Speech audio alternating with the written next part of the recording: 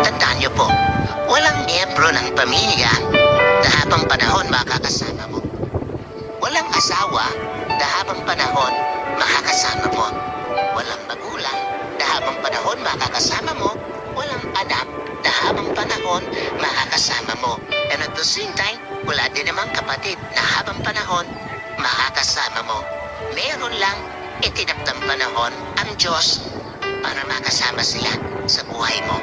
Meron lang itinakdang panahon ng Diyos para ma-enjoy mo yung mga panahon na makakasama sila.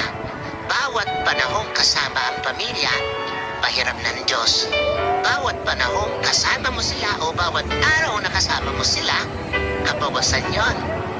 Sa panahong makakasama mo sila, ang bawat sandali na lilipas, palapit ng palapit yon sa pagtatapos ng pahiram na panahon sa iyo ng Diyos. Kaya hindi dapat sinasayang ang panahon para sa pamilya, lalo na sa pagtataniman ng sama ng loob, lalo na sa pagkakait ng pagpapatawad, at lalong-lalo na sa paggagawa ng yaman.